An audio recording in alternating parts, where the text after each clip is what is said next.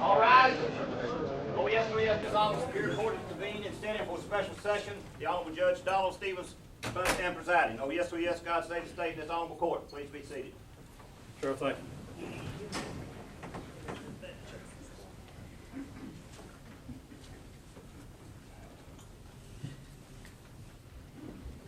Good afternoon, ladies and gentlemen. This is a special ceremonial session of our court. We're convened to honor 6 attorneys who recently passed away. Ruffin Bailey, Hugh Cannon, Warren Casey, Chris Coley, Ethan, Naftalin, and Russell Nipper. We thank certainly the Wake County Bar Association for sponsoring this event. A few weeks ago, I attended the North Carolina Bar Association's meeting in Asheville. And at that association's general session, we paused for a moment of silence to honor 31 members of the North Carolina Bar Association who passed away last year.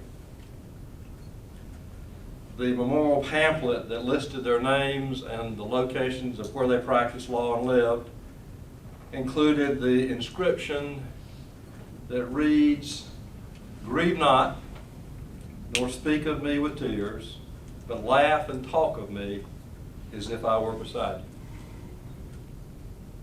Grieve not, nor speak of me with tears, but laugh and talk of me as if I were beside you.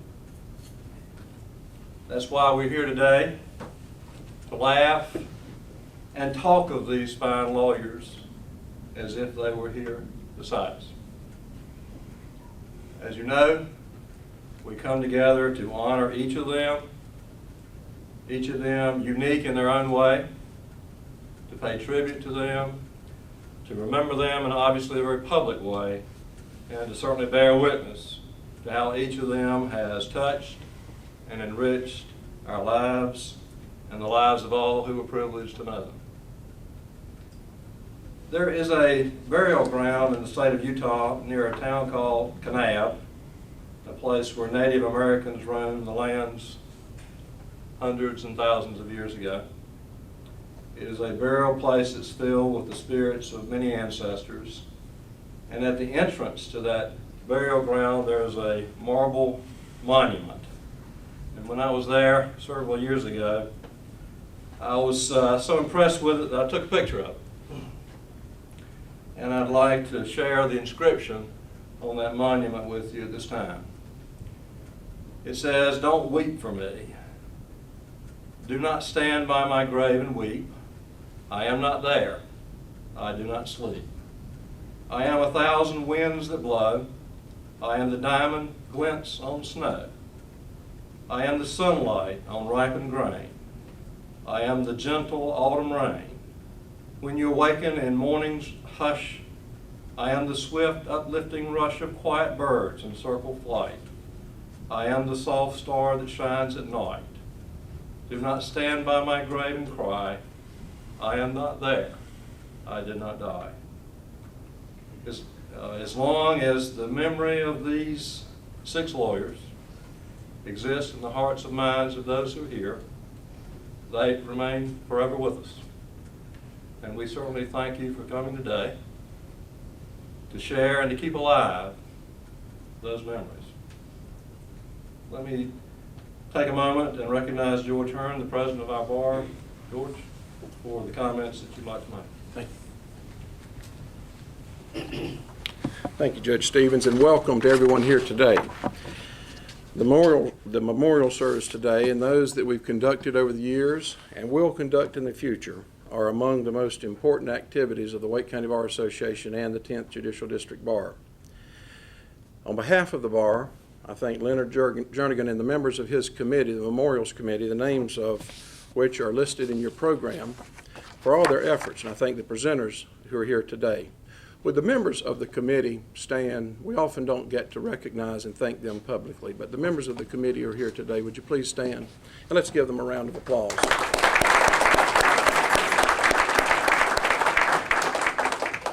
By filming this program today, it is our intention to preserve this, and one day through a link on our association website, that the families and friends of these and future ones colleagues remembered will be able to be accessed perpetually.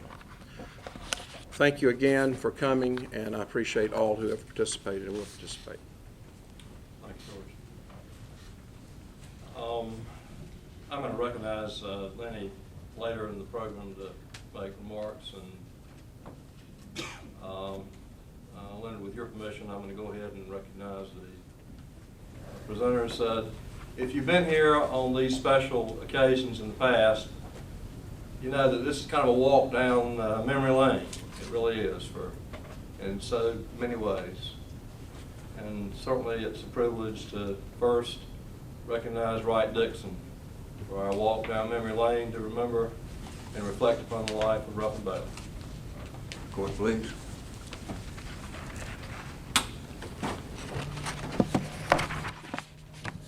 James Ruffin Bailey. Ruffin Bailey quite humbly fulfilled a distinguished career. His head was never turned by praise, a man who loved others more than himself, yet in his determination to do what he felt was right, was never deterred by those others. After graduating from UNC in 1941, Ruffin immediately joined the Army Air Corps.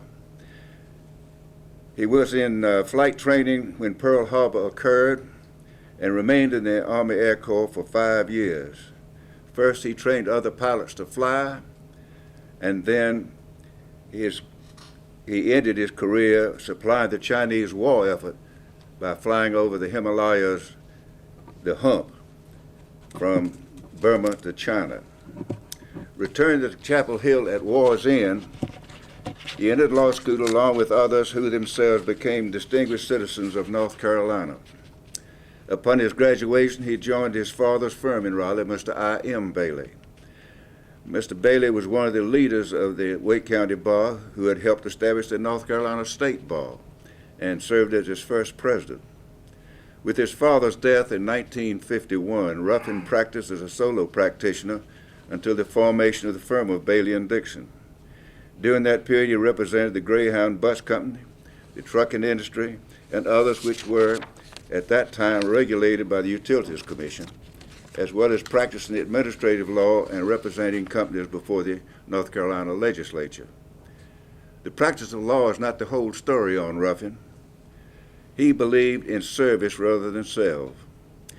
He was active in every part of life. He was a scoutmaster for 10 years and continued to serve on the vestry and as a junior and senior warden of the Church of the Good Shepherd for most of his life.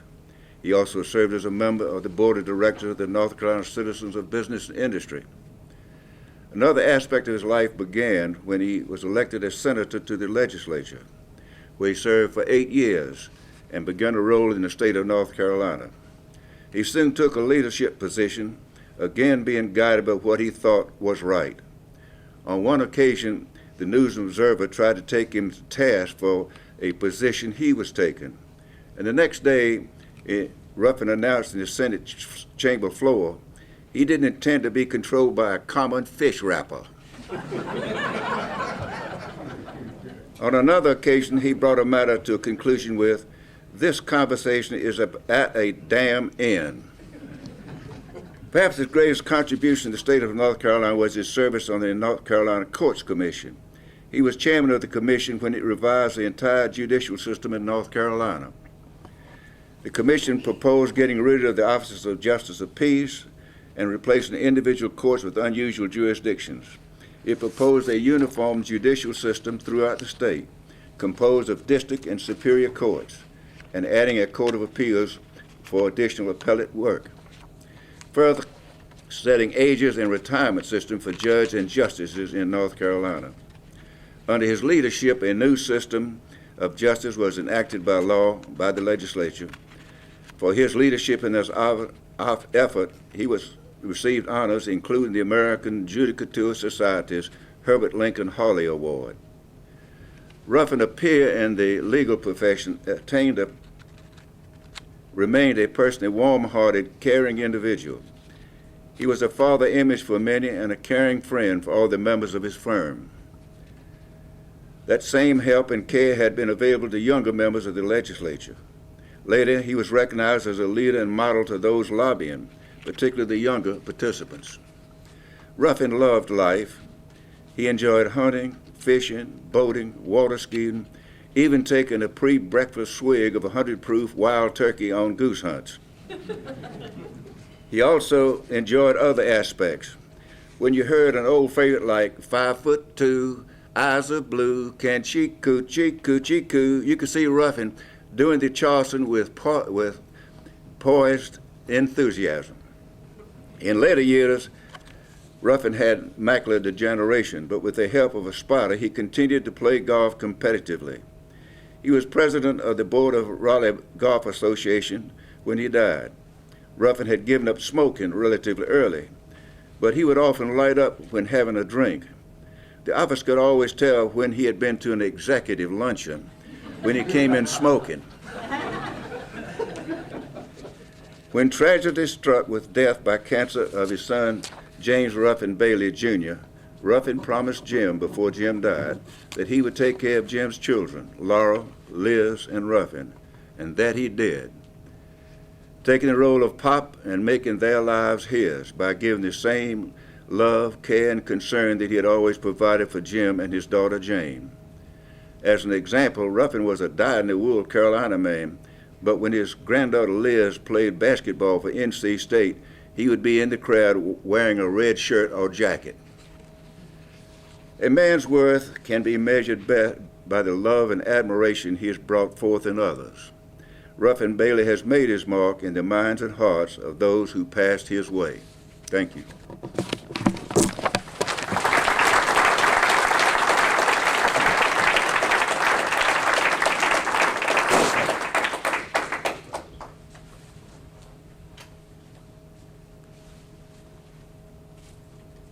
Thank you, Wright. Gaskins, speak on the memory of Hugh Cannon. Please the court. One of the younger members of the audience asked me a few minutes ago, who is this Hugh Cannon fellow? I don't believe I've heard of him. Did he practice law in Wake County? Well, in the next few minutes, I'm going to tell you who the Hugh Cannon fella is, but in light of the fact that his wife and son are here, I won't tell you all I know. I'll only tell the part that ought to be recorded publicly.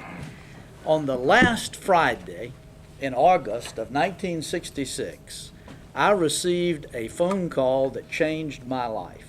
And I must have had some premonition of that, because I can still recall to this day the exact circumstances of the phone ringing on that Friday afternoon. I can see the room in that little rented house in Wilson, North Carolina, where my wife and I first lived after we were married. And I remember picking up the phone, and a person with a soft voice and southern accent said to me, "I'm Hugh Cannon." And he was calling to offer me a job. Now, I had heard of Terry Sanford because he had just left his term of office as governor, but I'd never heard of Hugh Cannon. And this Hugh Cannon fella explained to me that the one associate in the firm, one Charlie Rose, who went on to be the congressman from Fayetteville for a number of years, had had a chance encounter with my father, who explained that I was destitute, having passed the North Carolina bar exam, but being on call to join the U.S. Army to fulfill my ROTC obligation, and theoretically having to support my wife, who was still attending undergraduate college at Atlantic Christian. And so Hugh quite apologetically explained that he was the managing partner of Sanford and Cannon, and that he understood from my father I needed a job, and that they really couldn't pay me anything because they were a brand new law firm, but he would give me an opportunity to come into the office and they would reimburse me for gasoline. And based on that very generous offer, I took the position because I really didn't have any other offer. So that was it. I soon met Hugh's wife, Jessie, who's here today. His two young sons, John Stewart and Marshall. Marshall is here today. I learned that Hugh was born in Albemarle, North Carolina, but he was somewhat conflicted because he had grown up in Lancaster, South Carolina. Then he came back to Davidson College, graduated from Davidson. He was a Rhodes Scholar and ended up at Harvard Law School. In fact, he met Jessie at Harvard. He actually volunteered for Terry Sanford's campaign because he perceived that Terry Sanford was an up-and-coming Southern politician. And when Sanford started his race for governor, he was by no means the favorite. He came from far behind to become the governor of North Carolina in 1961. At age 30, Hugh served as the governor's counsel, and by age 32, he headed up the Department of Administration. That position then was essentially the head of the state government administration. So at age 32, he essentially was running the state government for Terry Sanford. Terry and Hugh started the law firm, hired at least one good associate, Charlie Rose, and then I came along. Hugh was a terrific mentor. He really took me on as a protege, and he attempted for these last 39 years to teach me the things I needed to know that he knew. My wife Ann says he needed a few more years, that it just in many respects did not take, despite Hugh's continually trying to do so. In this very spot, kind of, Hugh brought me in and had me sworn in. Judge Maurice Braswell from Fayetteville was sitting on the bench. And after that introduction, Charlie Rose and I proceeded to trial, and I tried my first case in October of 1966. And it will not surprise those of you who have tried cases with me to know that we lost that case. But fortunately, the Supreme Court came to our rescue. I wrote my first appellate brief before I left for the Army, and while I was away serving with Uncle Sam, the Supreme Court brought justice to the case. Hugh was one of the most astute people I've ever known at reading others, whether it was a group or individually. Hugh could perceive almost what one was thinking, and in a quiet and pleasant manner could persuade one to do almost anything. He was one of the finest negotiators that I've ever encountered, and never offended, always pleasant, but somehow when the thing was over, he seems to have accomplished what needed to be accomplished, and generally with accolades from the other side. I've never figured out how to do that. That's one of the things he was trying to teach me that just hadn't taken yet.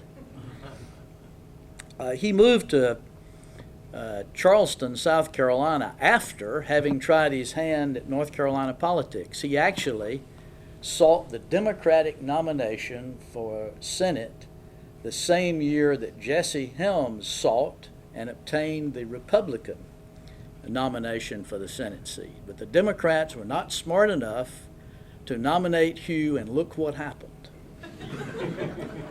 Look what happened.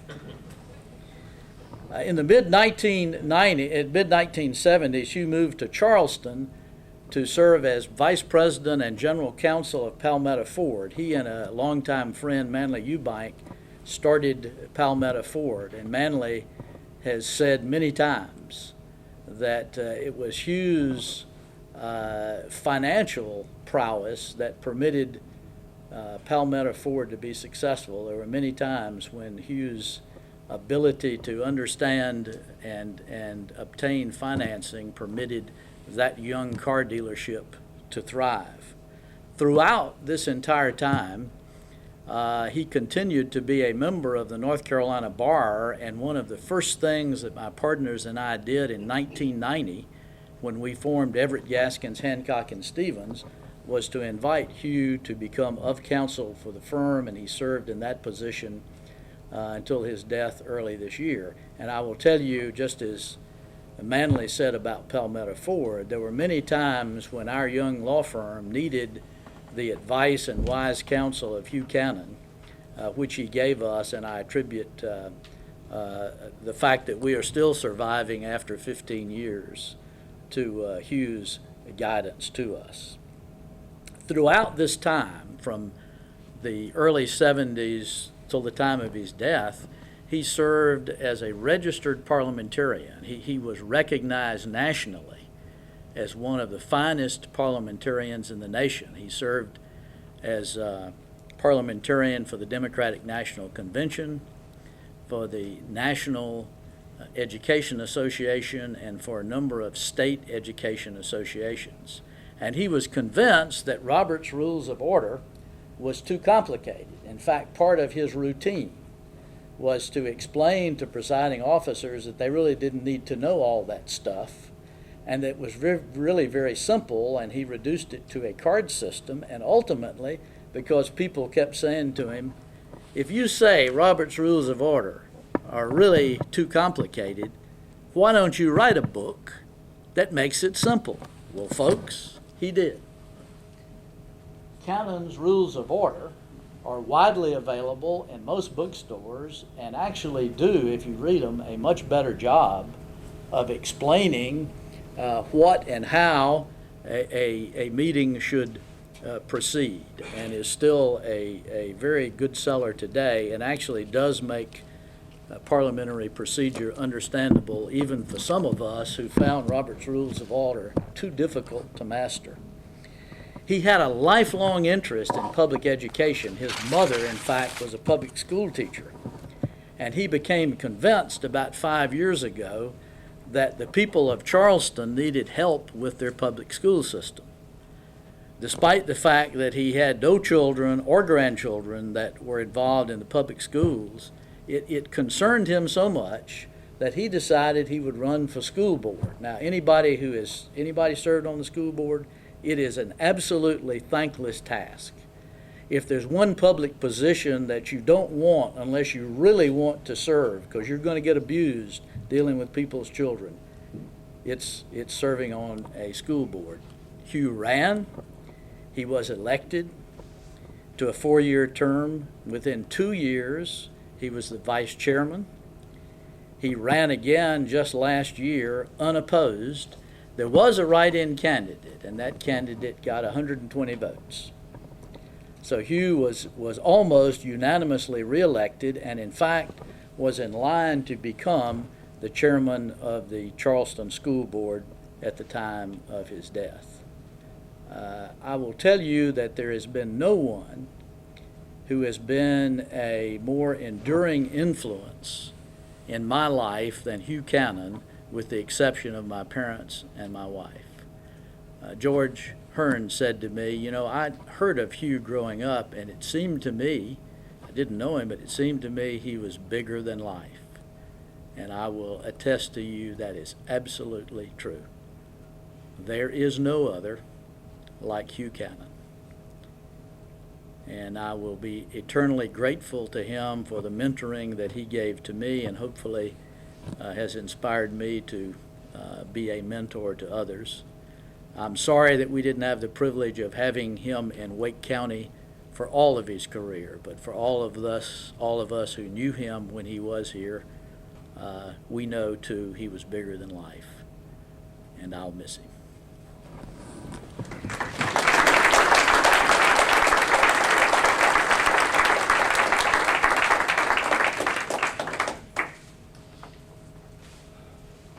Thank you, Ed. We now go to Richard Hatch to speak on behalf of his friend Warren Casey. Mr. Hatch. Thank you, Judge Stevens. May it please the court.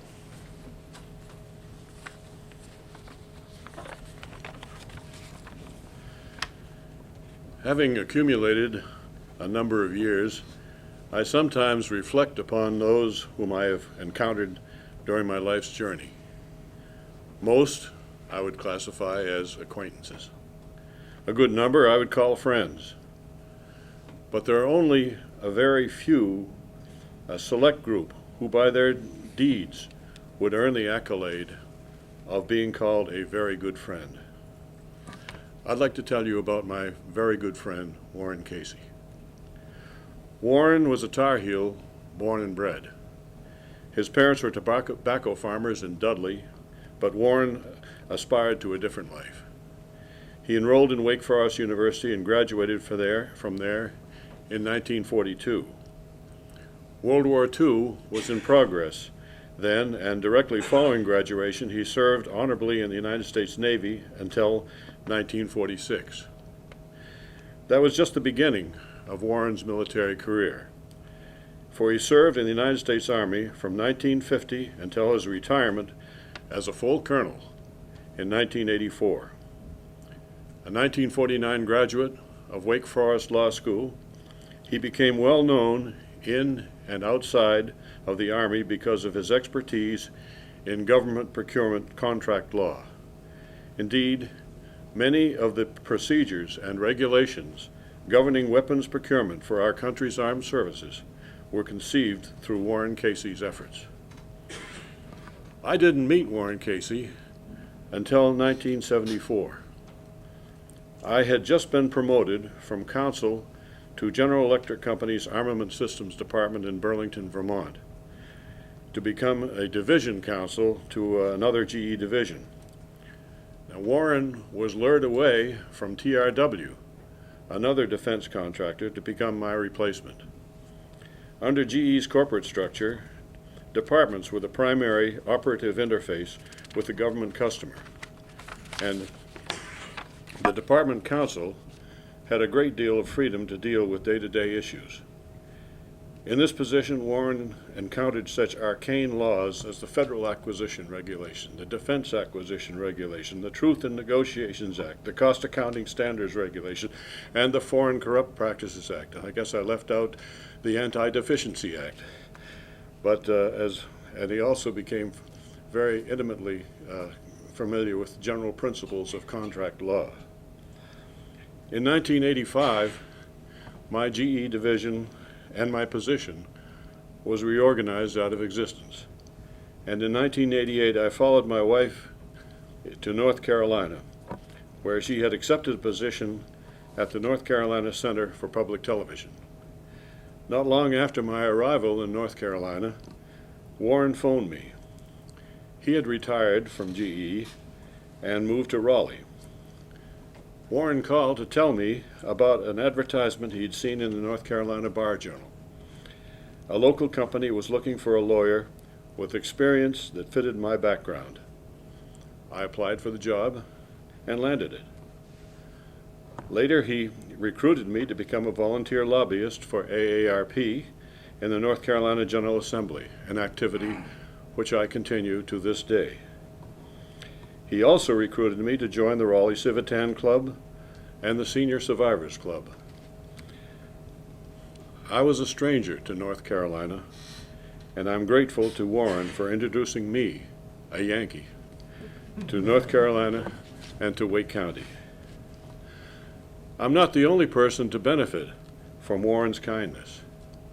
He was an active participant in SCORE, the Service Corps for Retired Executives, Service Corps of Retired Executives, and in that capacity he advised many small businesses. After his death, I learned that he had paid tuition and other expenses to enable 2 grandchildren to graduate from college, and he made the down payment to enable a nephew to buy a home. Warren Casey was truly a very good friend, and I'll miss him.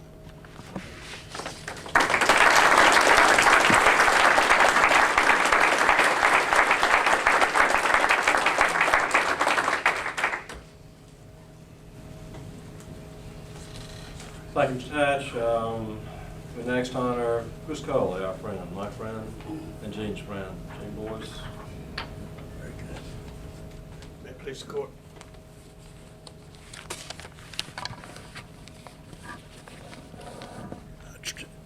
Truly great friends are hard to find. They're very difficult to leave, and they're impossible to ever forget. My first memories of Chris go back to a place where some of you all remember called Devereux Meadow, where the high school here in Raleigh played football. Chris was a great high school football player. I was a great high school football fan. Chris was all state, and I can still close my eyes and see him back in the days of the single wing formation running around the right side and outrunning the teams from Rocky Mount and Wilmington and Wilson and Greensboro and all over the state. He was a friend for a long time. That acquaintance goes back to a year I don't care to mention, but we were at Wake Forest together, friends there. We were fraternity brothers, close fraternity brothers there. And for 23 years, including the couple of weeks right before he died in November, fishing buddies with several of our friends who are here with us today. He's an unforgettable fellow. Chris was, after he finished Wake Forest, a bit after, I was a few years ahead of him, but after he finished, he was with the Attorney General's office for a while. He had some very pleasant years with Maupin, Taylor, and Ellis, the wonderful law firm here in Raleigh. He had the pleasure of practicing with Ernie Ball and Charlie Clement, and he had what I'd call the experience of practicing with Donnie Smith. Some of you know what I mean by that. Chris was in Charlotte for a number of years as trial counsel with Duke Power Company. He traveled the state doing mainly condemnation defense work for Duke. Came back to Raleigh and served all of us as a general counsel and a very active member of the North Carolina State Bar. Chris also spent a number of years with the formation and the early years of Lawyers Mutual Insurance Company as its first general counsel and then as its CEO. But I remember him mainly with the years, during the years of his career with the State Bar. Part of Chris's work was dealing with complaints against lawyers. He was a stern prosecutor of those among us who were not fair to the clients, very few, thankfully. But he was also a friend to those among us when the client complaint against a lawyer was bogus, and that happened from time to time as well. I know that to be a fact. Chris stood up for the lawyer, all of the lawyers. He was a jealous protector of our profession. He was well aware of the fact that a lawyer's job is seldom all a pleasant task. He knew that the job of lawyers is never easy, and he treated all of us as an equal or even better than he did himself. If Chris ever said anything negative about a fellow attorney, or anyone else for that matter, I never heard it.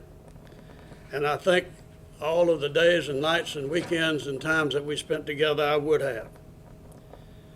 As I said in the beginning, it will be hard ever to find among us, the Wake County Bar or the Bar of the State of North Carolina, another one like Chris Coley.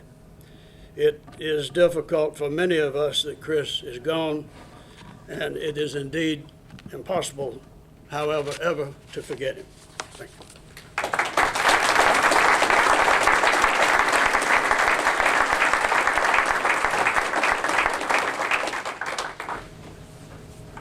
Thank you, Jimmy.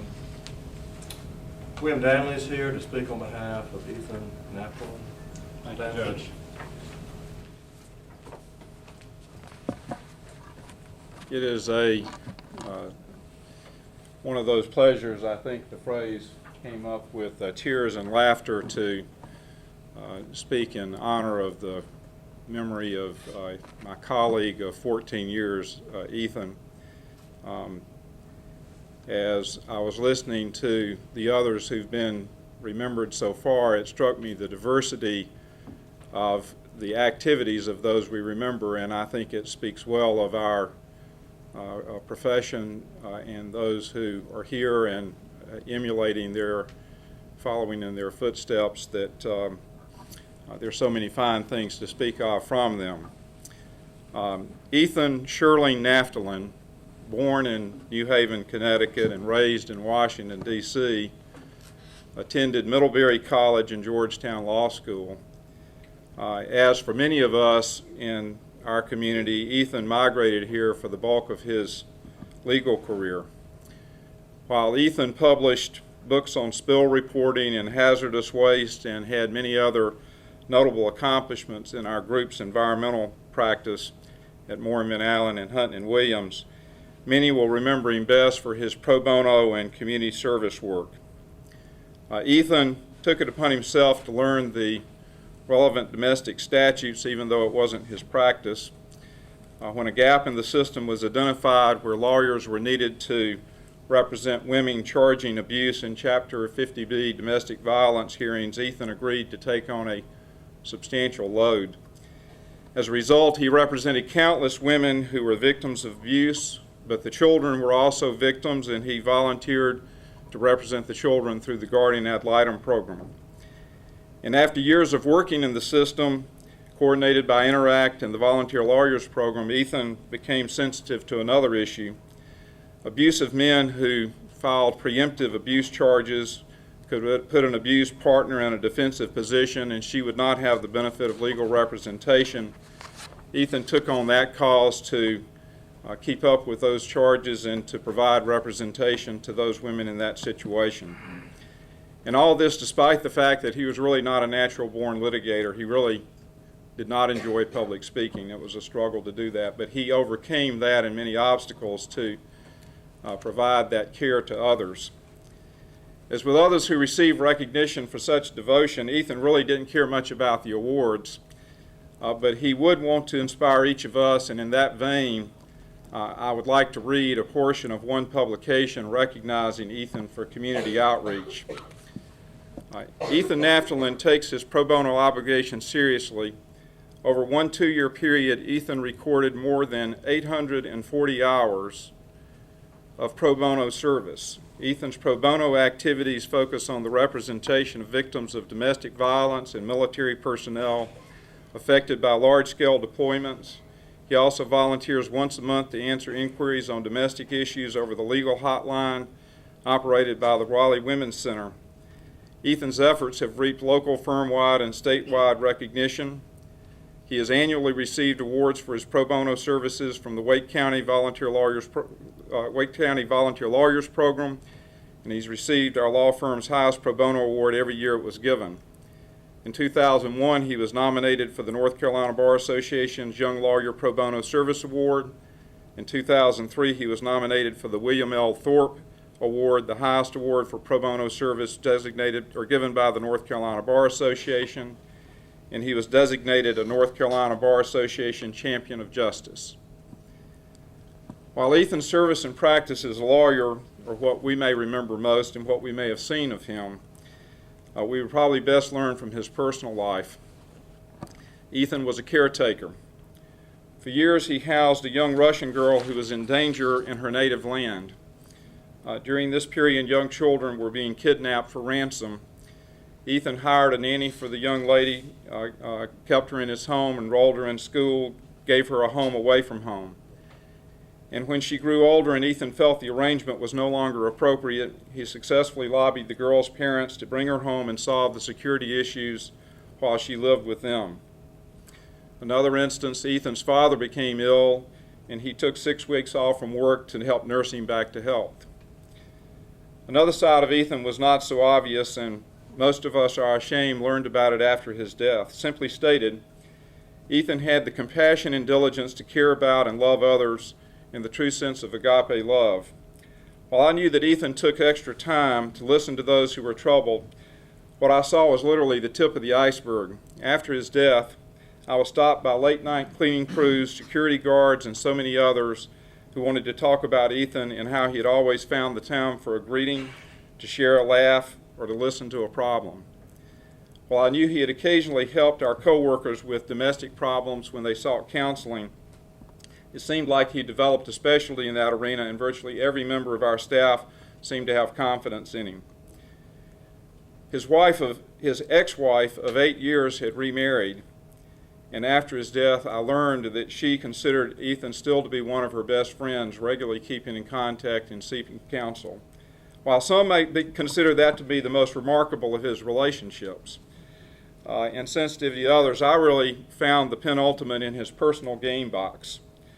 In this case, it wasn't something that was electronic. It was in his office. He kept a large box full of toys, animals, and other children's obsessions. And when there would be a client, family, or friends who needed to come and meet with him or someone else in the office, and they said, "But I've got my child and I don't know what to do," he said, "Bring them on, I've got the solution." And you would see our office turned into a temporary daycare. Now, Ethan suffered from depression for much of his life. This is a sad part of this tale. He once told his sister Marilyn, "I have 3 kinds of days. I'm either thinking about the bridge, I'm on my way to the bridge, or I'm on the bridge." He battled this illness courageously for 20 years. Last year, having fought the good fight, that illness took him and he committed suicide. It was a tremendous loss.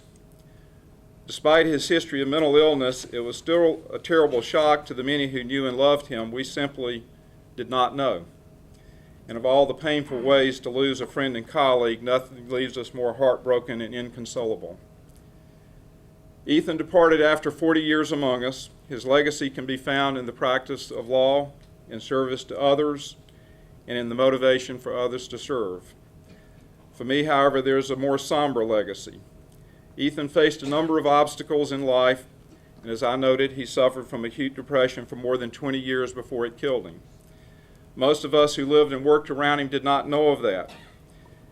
Ethan's life and legacy have reminded me to appreciate that each of us has many influences in our lives.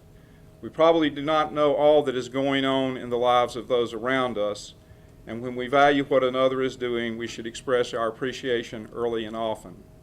We simply cannot know their destiny.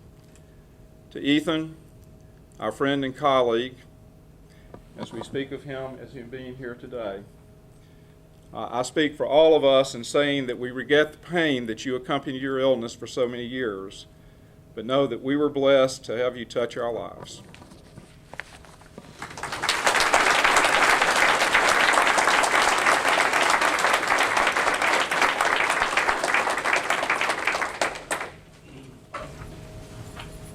Thank you, Mr. Dannelly.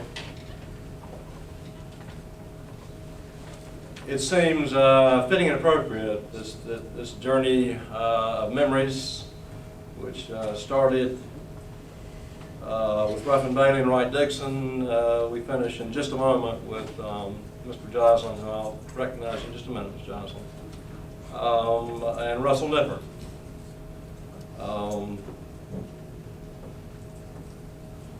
I was sworn into this courtroom by Hugh Bailey in 1984, and Russell Nipper was the clerk. Judges have been mentioned. I think Donnie Smith's name has been mentioned. Judge Braswell's name has been mentioned, swearing in Ed Gaskins. We're all unique, as we all know. I mean, when I was sworn in, the judges here were Pew Bailey, Pilson Godwin, Donnie Smith, who occupied the office that I now occupy, Ed Preston, Henry Barnett, Bob Farmer, and I was the junior judge. I would call Russell Nipper a man of great diplomacy, because he was a man who had to keep on good terms with all those unique judges, and he did it admirably. And I can still see him now coming by my office to remind me that Judge Bailey had summoned me to the Belts cafeteria across the street for lunch, and that I was late. And he really knew how to handle that. And Ed, I still remember seeing Judge Braswell, who, one of our judges who would make and rule, and he's still living, and a fine man and a fine judge and smarter than all of us, who would make and rule on his own motions. You would be sitting here at the table and Judge Braswell would say, "Sustain, 322 NC at 48. And then, you know, you look over at the other lawyer and they look at you and nobody's made a motion. So about 10 minutes later he'd say, "Sustain." You know, and so that's, there are lots of memories that these conversations remind us of. Mr. Joslin, I'm proud to recognize you to speak on our friend, Ruffin Nipper. Thank you. Please, the court. That diplomat that Judge Stevens has referred to was my good friend for ever since I started practicing law. He was a little ahead of me in passing the bar, but I feel like I kind of grew up with him. J. Russell Nipper, a dedicated public servant who served as clerk of Wake County Superior Court for 33 years, died on May 6, 2004. He was 84 years old. Russell was raised in the Bayleaf section of Wake County, where his parents, Julius Rufus Nipper and Thelma Holloway Nipper, had a dairy farm. As a youth, Russell had the regular chore of arising at 4 a.m. to look after the cows, a task that he later said made the law profession very appealing. He attended Millbrook Public Schools and was selected as a school bus driver at age 16, an early recognition of his reliability.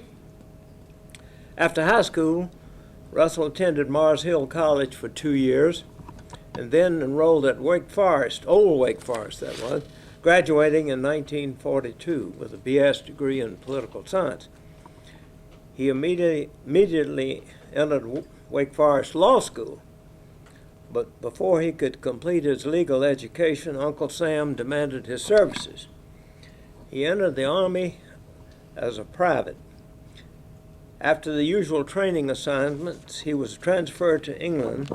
There he was attached to the 4th Armored Division of General George Patton's 3rd Army, and he fought in 5 European campaigns from Normandy to Paris, then Bastogne, and through the fall of Berlin and Germany's surrender.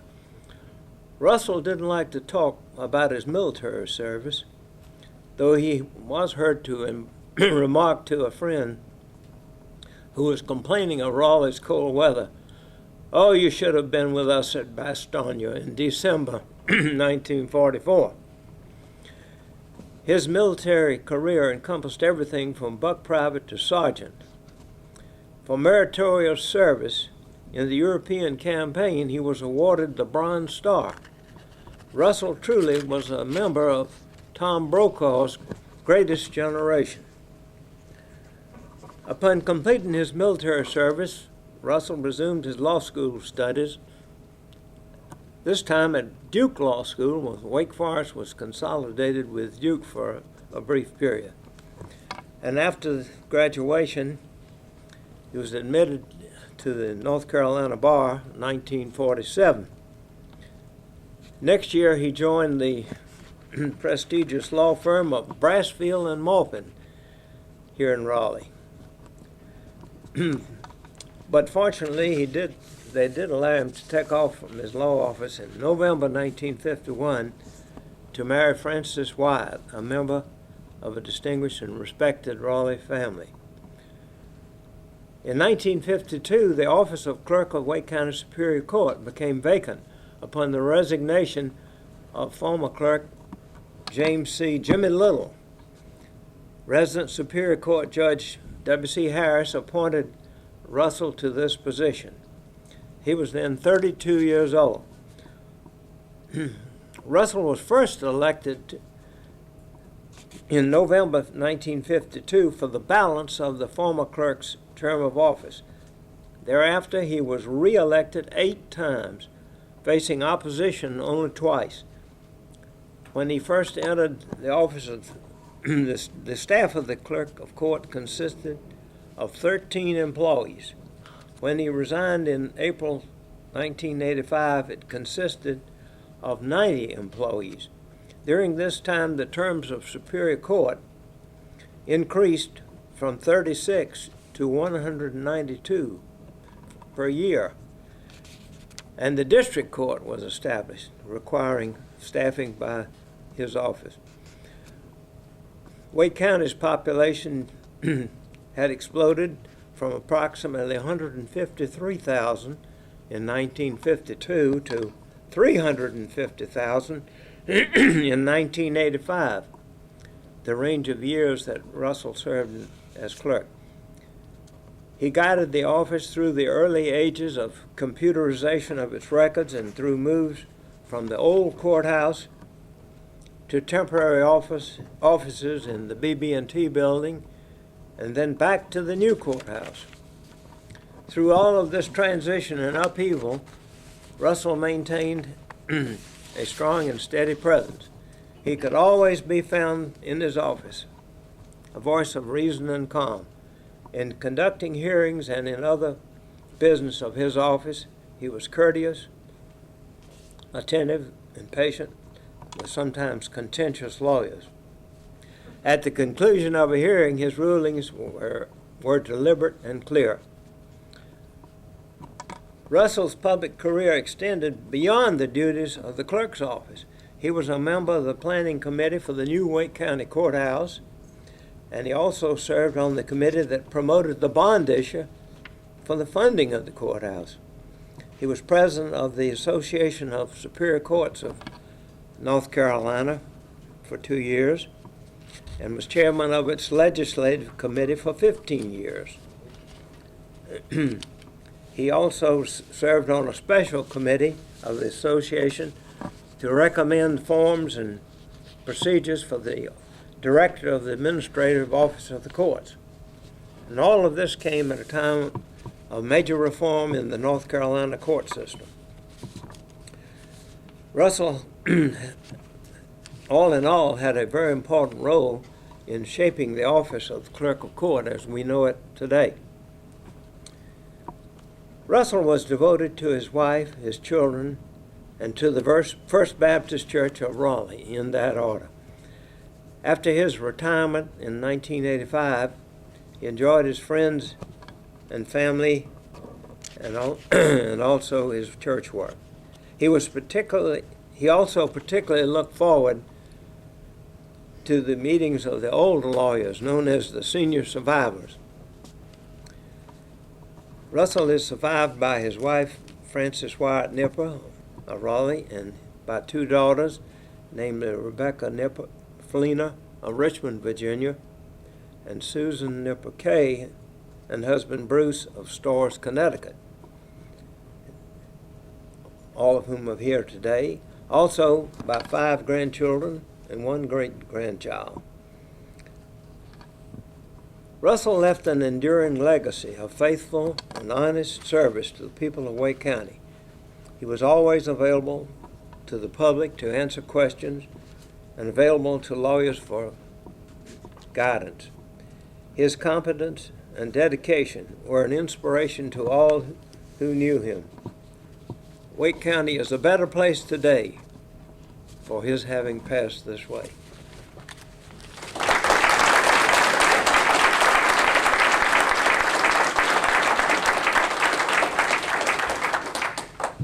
Thank you, Ms. Joslin. Jernigan, I'll recognize you for your comments, please. And also thank you for the years of service in doing this.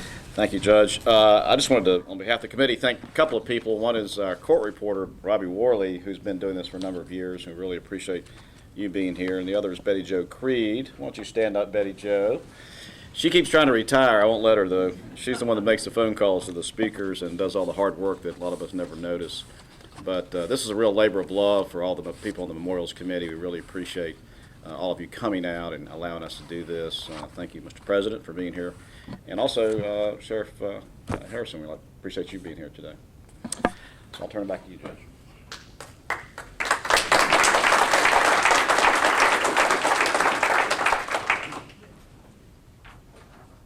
Some of you may know that my brother Ron Stevens, a resident Superior Court judge in Durham County, is here for 6 months. I tell everybody we got a good Judge Stevens and a bad Judge Stevens in the courthouse, and I'm a good one. But today he said, what's this memorial service about? And I said, that's where we honor lawyers who passed away in the last year, and thank them for their service and pay tribute to what they've done and what they meant to us. And he said, we don't do that in Durham. I said, you ought to. We do things differently here. I want to thank everybody for being here and allowing us to do things differently here. To, pause from that busy, hectic world that you live in and that busy, hectic schedule that you'll never make.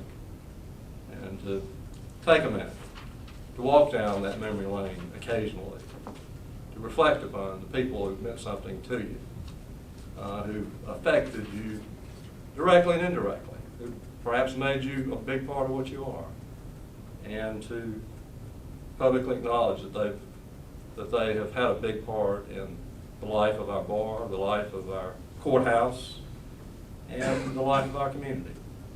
And hopefully they will have, this moment in time may well inspire us again, kind of renew renew your spirit, renew your soul, inspire you to be what you ought to be, inspire us all to be members of that honorable profession with the same kind of enthusiasm that we started with, committed to justice, committed to democracy, committed to the rule of law, and committed to public good. So, if you'd all stand, please.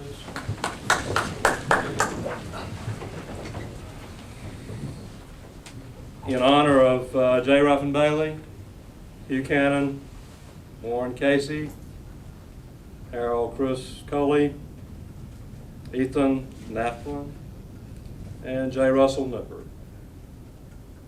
Sheriff, if you would please adjourn this court, sign down. Oh yes, oh yes, oh yes, this Honorable Superior Court is now adjourned. Sine die. God save this state, this honorable court. Thank you.